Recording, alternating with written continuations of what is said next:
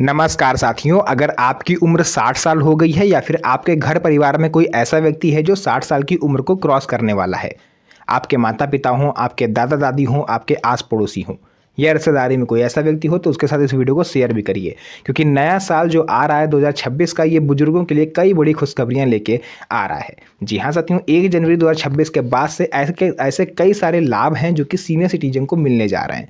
इसमें तीसरे नंबर पर जो मैं आपको बताऊंगा वो बेहद ही नया है और आप सभी के लिए बहुत ही ज़्यादा महत्वपूर्ण है। तो चलिए वीडियो को स्टार्ट करते हैं और एक एक करके सभी चीज़ों को समझते हैं।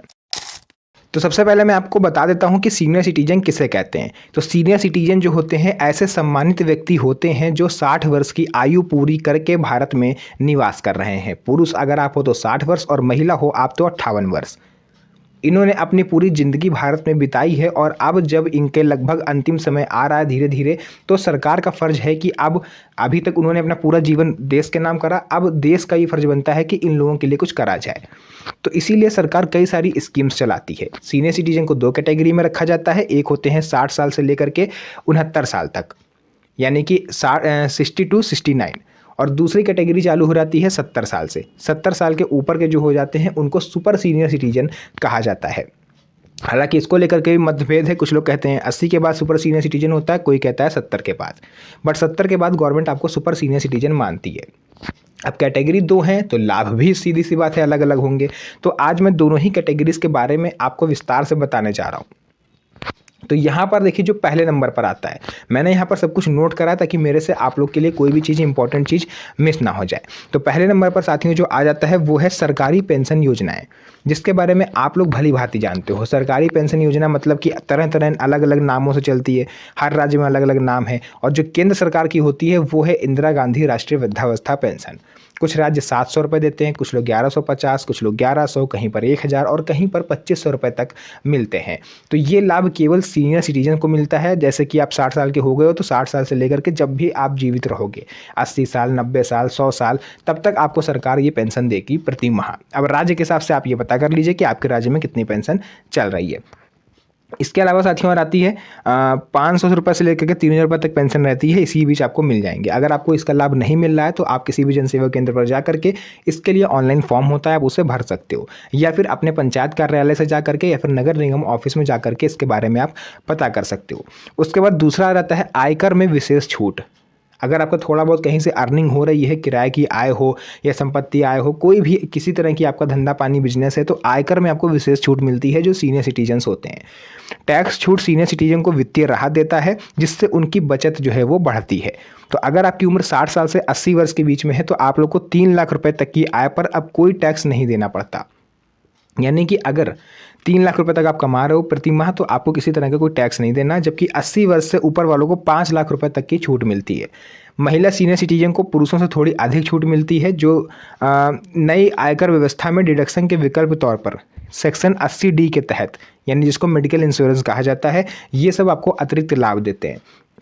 रिटर्न फाइल करते समय सीनियर सिटीजन का विकल्प आपको चुनना होता है और ये सभी लाभ आपको मिलने लगते हैं। तो जब ITR आप फाइल करें तो फॉर्म नंबर 16 जरूर भरें, क्योंकि ये सीनियर सिटीजन को स्पेशल फैसिलिटीज़ देने में मदद करता है।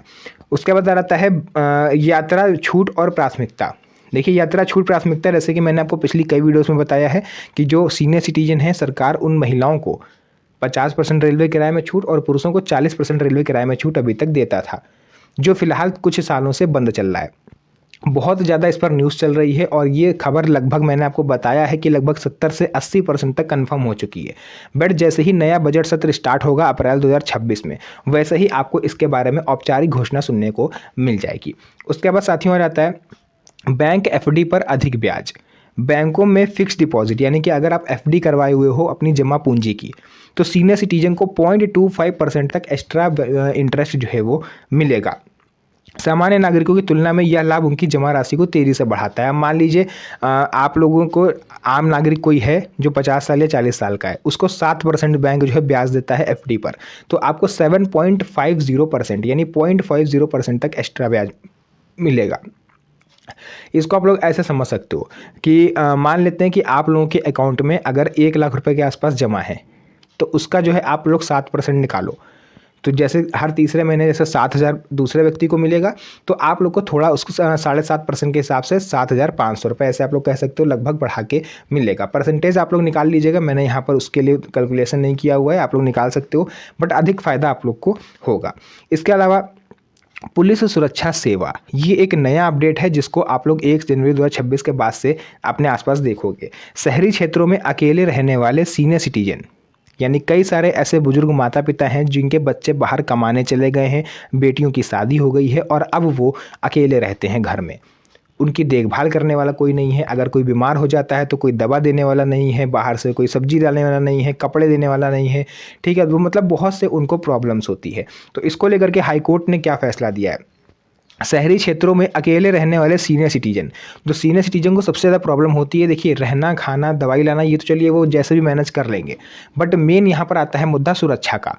अब अड़ोसियों पड़ोसियों जो भी और पड़ोसियाँ हैं, पड़ोसी हमारे रहने वाले होते हैं, उनको तो पता है कि ये लोग अकेले रहते हैं, लेकिन जो चोर घूमते हैं गलियों में, आप लोग अक्सर न्यूज़पेपर में सुनते होंगे कि उनके वहाँ चोरी हो गई, उनके वहाँ डकैती हो गई, तो इन लोगों को ये चीज़ अच्छी तरह से पता होती है कि कौन व्यक्ति घर में अकेले रह रहा है और किसके साथ पूरी फैमिली रहती है।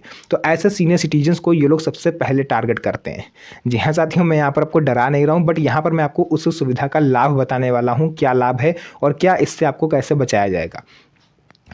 जो सीनियर सिटीजन अकेले रहते हैं उनको पुलिस सुरक्षा का लाभ आपको अब दिया जाएगा। नज़दीकी थाने में आपको जाकर के लिखित आवेदन दे देना है कि जो भी आपकी कंडीशन है, आपके बेटे बाहर रहते हैं या फिर बेटियों की शादी हो गई है, आप दोनों पति पत्नी अकेले रहते हैं या फिर कोई भी एक सिंगल आदमी अकेला रहता है, तो आपको जाकर के अपने नज़दीकी थाने में एक लिखित एप्लीकेशन दे देनी है। तो इससे होगा ये कि कांस्टेबल रोज़ाना जो है वो आके चेक करते रहेंगे, यानी कि एक टाइम होगा या तो सुबह या तो शाम या दोपहर में, वो कभी भी आके आपके आसपास आपको चेक करते रहेंगे कि कहीं आपको कोई प्रॉब्लम तो नहीं हो रही, कोई परेशान तो नहीं कर रहा है। तो इन सब चीज़ों से आपको फ़ायदा मिलेगा।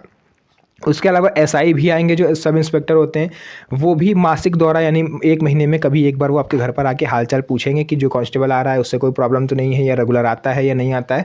तो पुलिस सुरक्षा का लाभ आप लोग ले सकते हो। इसके अलावा आपको एक एप्लीकेशन देनी पड़ती है, इससे आपको चोरी उत्पीड़न से आपको बचाव मिलता है। कई बार ऐसे देखा जाता है कि पड़ोसी भी तंग करने लगते हैं आपको अकेला समझ के, तो पुलिस अगर रोज़ आपके घर के चक्कर काटेगी तो किसी दूसरे की हिम्मत नहीं पड़ेगी कि वो आपके घर में घुसे या फिर आपको किसी तरह से परेशान करे। उसके बाद साथियों आता है हाई कोर्ट रिट्स के विशेष लाभ। आर्टिकल 226 संविधान के अनुच्छेद 226 के तहत हाई कोर्ट में रिट याचिका दायर करके सीनियर सिटीजन कोर्ट ट्रांसफ़र, जल्द सुनवाई या डिस्पोजल की मांग कर सकते हैं। यानी अगर आपको कोई मुकदमा चल रहा है, कोई केस आपका चल रहा है किसी दूसरे राज्य में या दूसरे ज़िले में, तो उसको आप सीनियर सिटीजन का जो एक्ट लगा करके अपने राज्य में या अपने ज़िले में ट्रांसफ़र करा सकते हो। उसके अलावा दूर का जो केस होगा वो आपके होम टाउन जो है आपका, जो आपका गृह जिला है, वहाँ पर ट्रांसफ़र हो जाएगा, जिससे आपको दौड़ा भागी से फुर्सत मिल जाएगी। Maintenance and welfare act 2007, maintenance and welfare of parents and senior citizen act 2007 ये कहता है कि अगर आपके बच्चे आपको भरण पोषण भत्ता नहीं दे रहे हैं तो आप उनसे जो है कानूनी रूप से आप डिमांड कर सकते हो, उनको आपको भरण पोषण भत्ता देना पड़ेगा। या फिर अगर किसी तरह से उन्होंने आपकी प्रॉपर्टी जो है वो हड़प ली है, धोखे से साइन करा के या कुछ भी करके, तो भी आप उसे वापस ले सकते हो। सीनियर सिटीजन ट्रिब्यूनल में आपको इसके लिए शिकायत करनी पड़ती है। अगर आपको नहीं पता है सीनियर सिटीजन ट्रिब्यूनल कहाँ पर है, तो आप अपने नज़दीकी थाने में जाके इसके बारे में एक बार बात कर सकते हो। इसके अलावा स्वास्थ्य बीमा और आयुष्मान कार्ड और भी अन्य सरकारी योजनाएं हैं जिसका लाभ आपको जनवरी से मिलने जा रहा है। साथियों, जो नया साल आ रहा है वो केवल कैलेंडर नहीं बदलेगा, वो आप लोग की आर्थिक स्थिति, सामाजिक स्थिति भी बदलेगा, क्योंकि सरकार जो है अब आपको जैसा कि पता है जिन जिन राज्यों में चुनाव है वहाँ पर सीनियर सिटीजन को और ज़्यादा फैसिलिटीज़ अब देगी। सीधी सी बात है, हम लोगों ने बिहार में देखा, झारखंड में देखा, हर जगह हम लोगों ने देखा है, मतलब कुछ ना कुछ फैसिलिटी ये लोग देते हैं, तो वो अब सुविधा आपको भी मिलने जा रही है। तो साथियों, आज की इस वीडियो को हम लोग यहीं तक रखेंगे। वीडियो पसंद आई हो तो वीडियो को लाइक करके चैनल को सब्सक्राइब जरूर करिएगा, क्योंकि इस तरह की वीडियोज़ मैं आपके लिए बनाता रहता हूँ। तो मिलते हैं आप सभी से नेक्स्ट वीडियो में एक और अच्छी इंटरेस्टिंग मज़ेदार वीडियो के साथ। तब तक के लिए धन्यवाद। जय हिंद।